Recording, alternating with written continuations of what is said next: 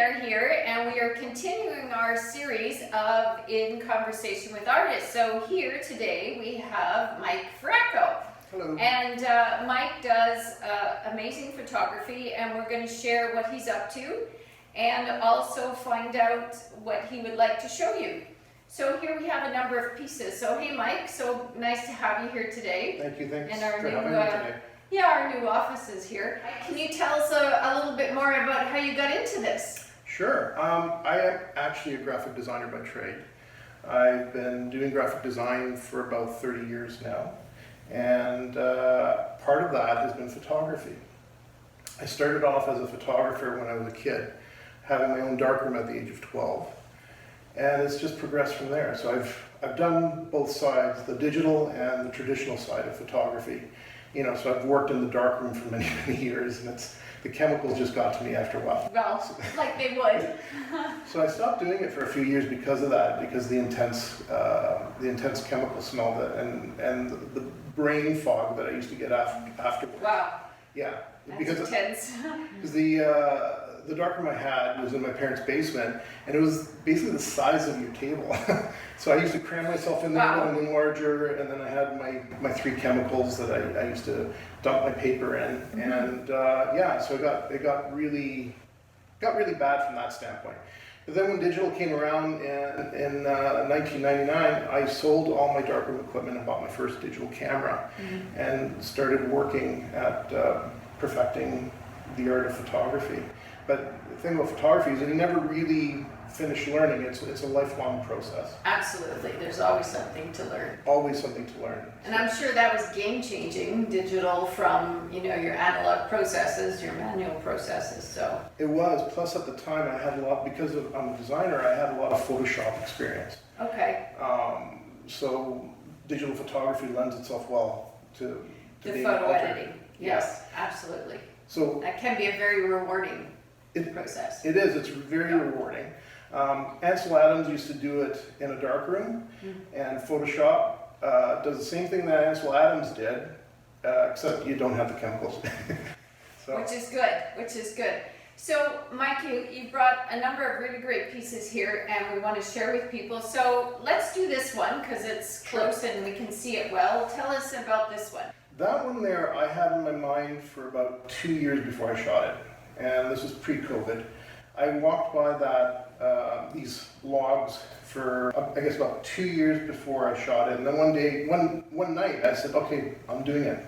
And I walked out there with a bunch of friends from my photography club, and we just started doing long exposure work, and this ended up being the result. I was really happy with it. I'm really liking the blues in this image, as well as the nice reds, misty look, which are reflected in the frame. So the reds are being pulled out by, very nice. You know, and reflected in this frame, and I really had a lot of fun editing this image. I like your point about you've been thinking about this for a couple of years. That's very artist thing to do, is you think a long time before you execute something. So when a client asks, oh, how long did this take you to do? You should tell them years. Yeah.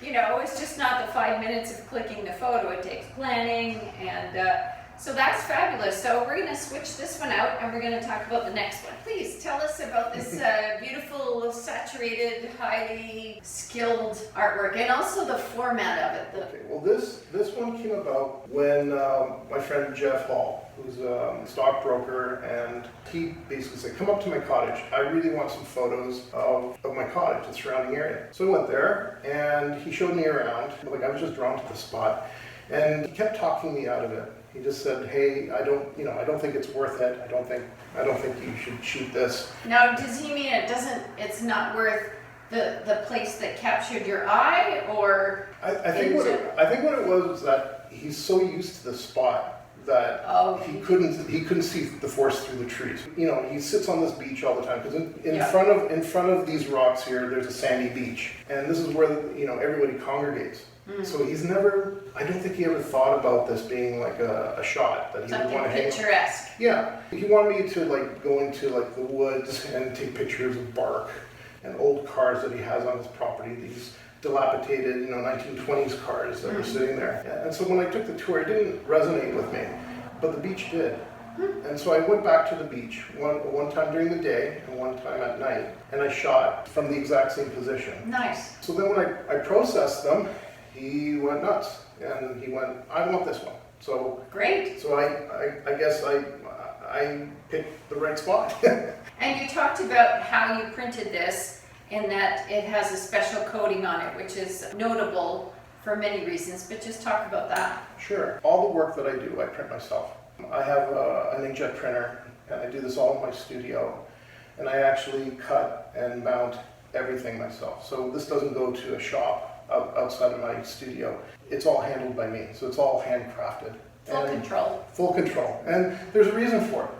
I want the colors to be a certain way, and I'm not guaranteed that by going to a color lab. So I'm very particular about that. So when I see a certain color, that's the color that I want. And that's the color that I saw in my mind's eye at the time. Right. In this particular case, this is mounted on a stiff board. And what's the board made out of? it's called Sintra. It's used yes. It's used in the graphics industry quite a bit for signs. That's true.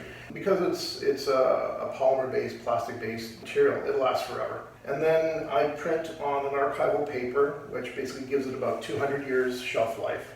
At least that's what they say. That's what Epson says. Yep. And that's mounted on the board, and then I mount a special coating on top of it, which is anti-reflective, and it also adds more life to the print itself because it's UV qualities to it. It protects it from UV light. All artwork should never be exposed to direct sunlight. The longer you keep it away from sunlight, the longer it lasts. And in this case, it also has an anti-reflective coating. So this is also scratch resistant too. I can run my finger over it and nothing will happen to it.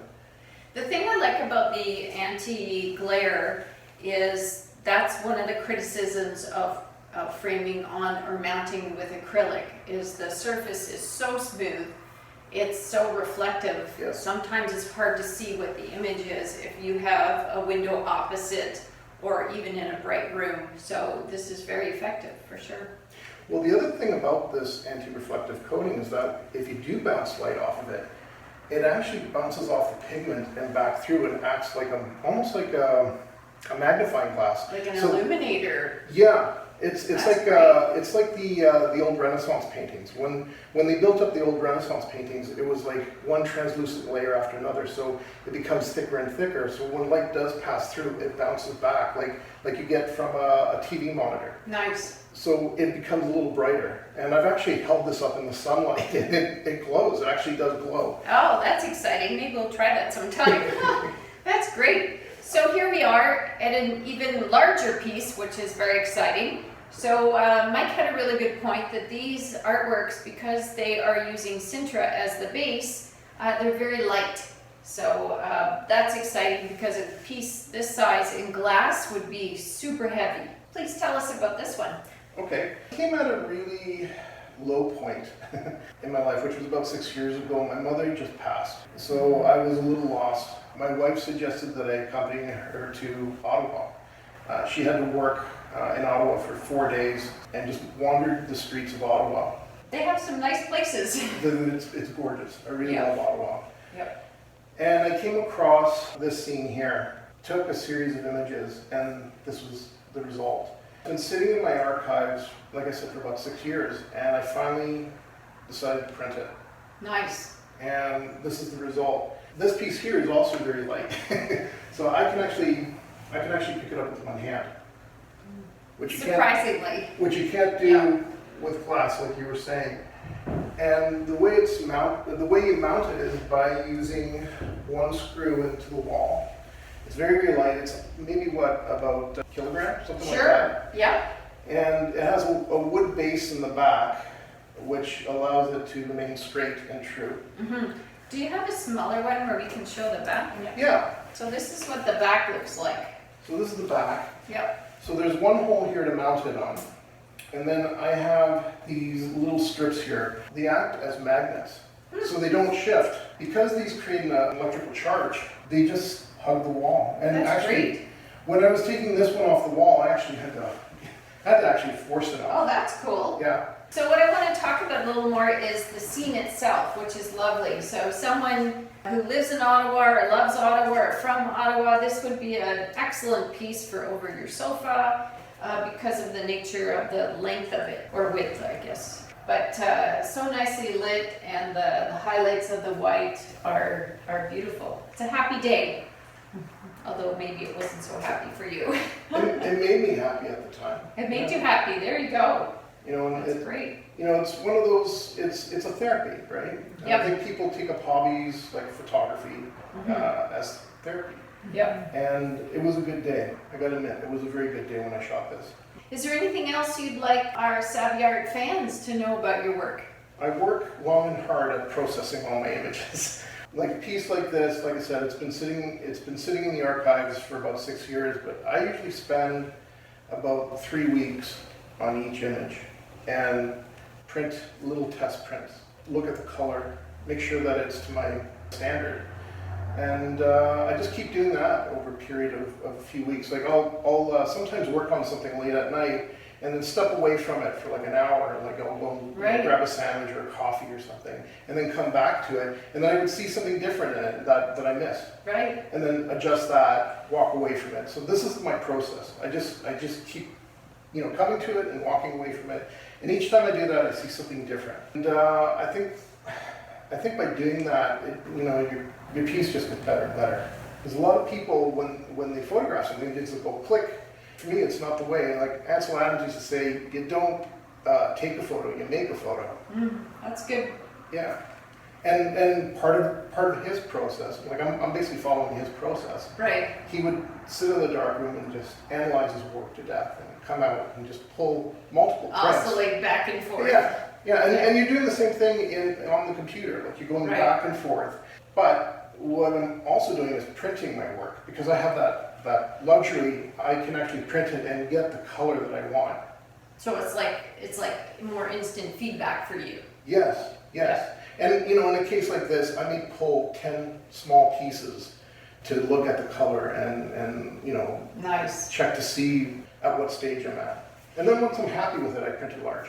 The other thing we've talked about with Mike is being able to make say out of this a set of 3 or a set of 4, which I'm sure you could split your images up. Yes. And so if someone is interested in multiple pieces over their sofa, if your decor calls for that, that's the flexibility of photography, which is fabulous.